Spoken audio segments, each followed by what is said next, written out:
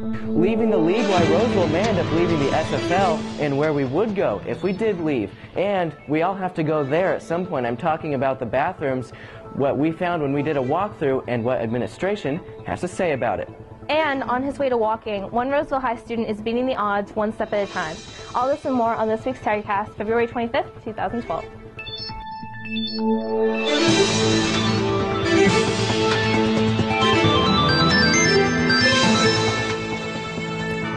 Good morning, I'm Meghan Julin. And I'm Dani Ulle. We begin today's TigerCast with our top story. Roseville may be leaving the SFL. I got all the details on the potential sports shakeup. Say goodbye to the Sierra Foothill League and hello to the Capital Valley Conference. As of yesterday, it looks like Roseville will become part of the CVC in the 2014-15 school year when the realignment takes place. After 3 realignment meetings and hours of deliberations, Roseville is set to enter the CVC.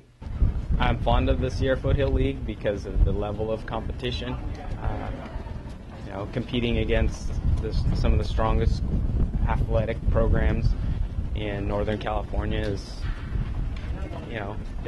prestigious. And all seem to agree that the SFL is the more competitive league, so why move to the CVC?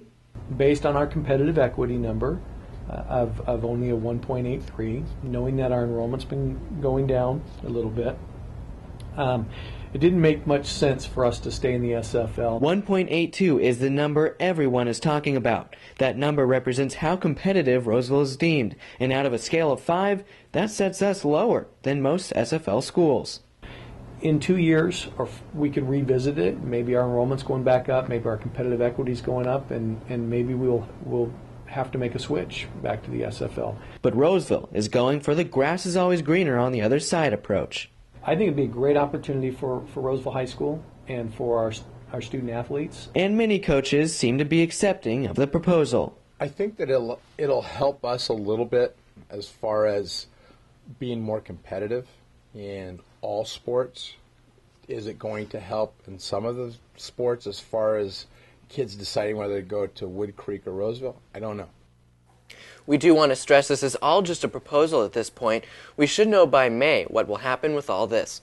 So this all begs the question, who would we play under this scenario? Let's take a look at the 7 schools that would be in the Capital Valley Conference, or CVC. First, Oakmont High School, possibly the most well-known of the CVC schools by RHS students. It's the only other Roseville school out of the CVC and has a storied rivalry with us already. On to Cosumnes Oaks High School in Elk Grove, the Cosumnes Oaks Wolfpack is 35 minutes away. Their overall football record this past season was 9-3. And now to Antelope High School in Antelope. Antelope is actually in the Roseville Joint Union High School District, so this could become a new rivalry. Its state rank tops all the schools of this proposal. Next, Bella Vista High School in Fair Oaks. The Bella Vista Broncos are 20 minutes away, and their overall football record from last season was 4-6, perhaps the worst record of the schools we will be joining. Then we have Del Campo High School, also in Fair Oaks. Something interesting about Del Campo, they have a Junior Air Force ROTC program, one of the top in the nation. And the farthest high school from Roseville, Ponderosa High School, is in Shingle Springs, nearly 45 minutes away. That could be a long trek for some athletes. And finally, a more familiar high school, Whitney High School in Rockland. The Wildcats had a football record of 8-3 last year. Want the latest details on this story and other sports stories, or just looking for some of the latest scores? Just go to sports.itheTigerNews.com for Roseville High School sports news. And don't forget, we stream most games live online. Just go to CIFSacJoaquin.tv for all the live games, just like our Facebook page to know when we're streaming.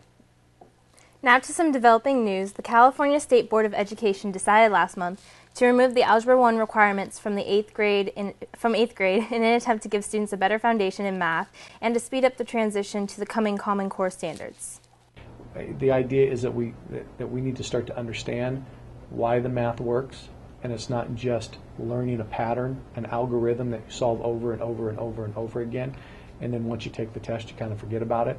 That's been part of the problem. The board's decision does mean that more students will be taking Algebra 1 their freshman year here at Roseville. 8th grade students will still be able to take some of those advanced classes if they want.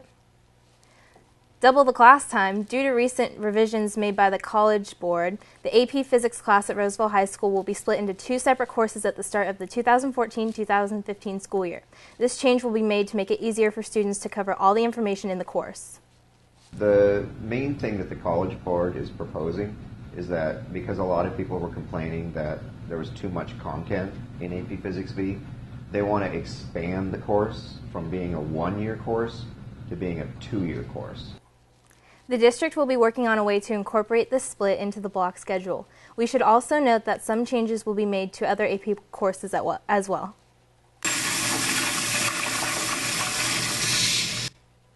You may be wondering why there was a flushing toilet just on your screen, and Megan, you know why, right? Yes, I do. That's right. We recently did a walkthrough of all the bathrooms on campus, and some of the things we found have people talking. All Roseville students use them, but are the bathrooms as dirty as they appear? I really like the bathrooms at the school in general. You go in them and then half the time they're clean. So there's always a stall out there that you can find that's clean. My biggest qualm is that only half the bathrooms have soap in them. There's like paper towels everywhere and all this stuff, but it's just mainly dirty, stinky. Having things such as soap and paper towels available is important to many students. I like having clean hands and not dying of hepatitis. We did a walkthrough of the bathrooms on campus and noticed several trends. Among these trends were unresponsive toilet and sink sensors, missing soap dispensers, and extreme sink water temperatures. An overturned trash can and broken stall doors were also noted. However, some say students may be to blame for poor bathroom conditions. One of the things I notice is they have kids go in there and they deface the bathrooms. And when I mean deface, is some graffiti that they put on there. And to me, I think that's bad, because guess what? You're going to school, you as students, and you guys should be proud of your school. We spoke with Assistant Principal John Coleman in regards to the bathrooms here at Roseville. He also believes that students are mostly to blame, stating, quote, "It bugs me that students are slobs and can't take care of personal hygiene at even the most minimal level that is accepted by society," end quote. In October 2011, the Eye of the Tiger reported that some bathrooms lacked soap dispensers, and shortly after they were replaced. The California State Education Code also states that bathrooms must be regularly stocked with toilet paper, soap, and paper towels. Daniel? Yeah, Megan, this was quite the popular subject on our Facebook Tiger Talk. Let's go ahead and look at some of those comments. Curran Siney says, "It's a high school bathroom. Expectations shouldn't be so high." He blames the freshmen.